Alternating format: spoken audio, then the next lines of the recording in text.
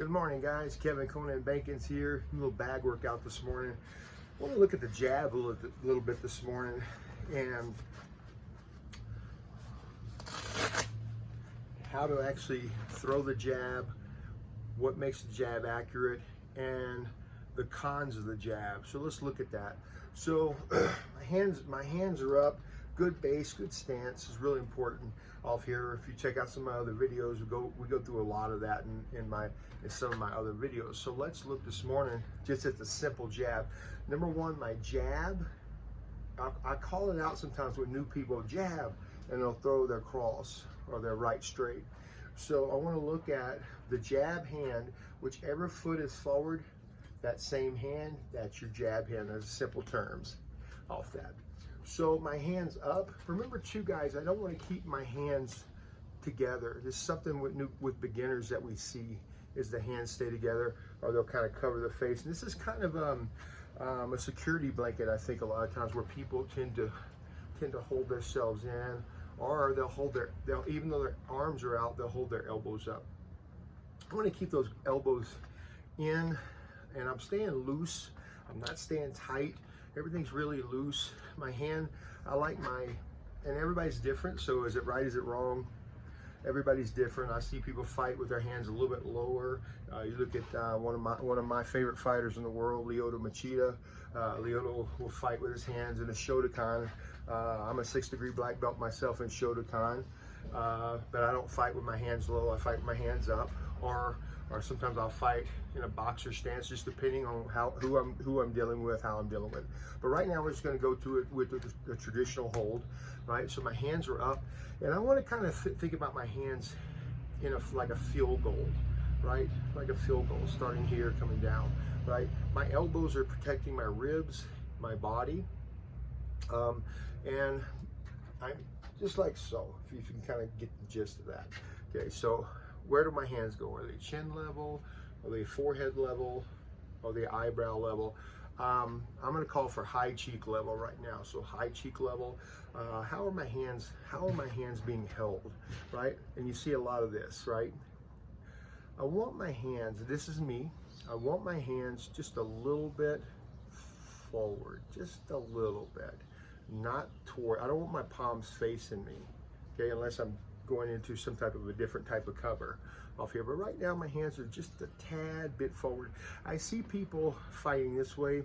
In my opinion, just for me, it may work for you. In my opinion, this just takes too much stress on my arm to hold my fighting arm out like that too far. In a lot of karate, you'll see the hand forward, so we can block better like this. Okay, fine. That's your way, no problem. I'm gonna go here. Like so. Okay. So from right here, let's look at the relationship number one with our limbs. Okay, limbs being arms. So when I move, the wind's blowing a little bit. I hope you can hear me. So from right here, when I push my front hand out, which we call the jab, a lot of times too, I don't want to land my hit like so. Sometimes you're going to. But I want to get used to rolling my fist. Okay, I don't want my thumb down, but I do want a good angle on it as it starts to land. And you can think about this too as a chisel cutting into stone. So as that fist is coming in and it's rolling, right? So as the fist is rolling, when it makes contact, it's carving. Right, so it's carving into the skin, which allows for good bruising, good pain, and cutting that skin, tearing the skin. Okay, so you look at it, it's what we call carving. I'm carving as I hit, so carving into the skin.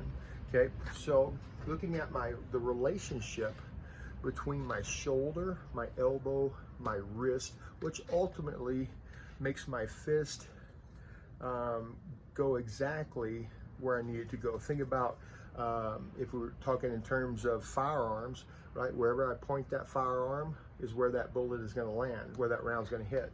So as I hear, I don't want to flare my elbow. I see a lot of this, right?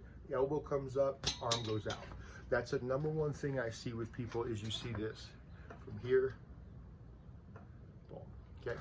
2 reasons. Number one, I am telegraphing what I'm doing, and you see that, right? The moment you see that, you're covering or you're in motion, you're moving, okay? So now watch. Okay, I'm not going to telegraph that by throwing my elbow out. It shoots the relationship between my shoulder, my elbow, and my wrist. It shoots out and it shoots back. Think about this path right here as it shoots out, as it comes out. The path, the line, I'm going to go down the line, down the path, connect, make good connection, and it come right back the same way it went out. So another key thing that we want to look at that I see a lot is you see this, where people will shoot it out and then they drop it. Boom. Okay, I want to make sure that goes out and it comes back ready to defend me, ready to protect me. So I shoot it out. Okay, again, I shoot it out. Okay, another thing is when I bring it back, right, you're going to see this a lot. So watch, you're going to see this a lot, is to where we shoot it out and this happens. Okay, we don't want to drop our other hand. Okay, so watch when you're sparring with people. If you spar, watch when you're sparring with people. If they're throwing their jab, a lot of times you're going to see this. It's a natural reaction. It's almost like a pull and push and pull. Excuse me, push and pull motion, is to where you constantly see this.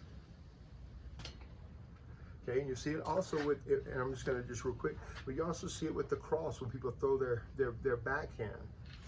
You see the opposite hand drop. Okay, we want to keep that hand up as this goes out, and opposite as well as this goes out. Again, don't flash, shoot, and back. Rotating that hand, shoot, and back.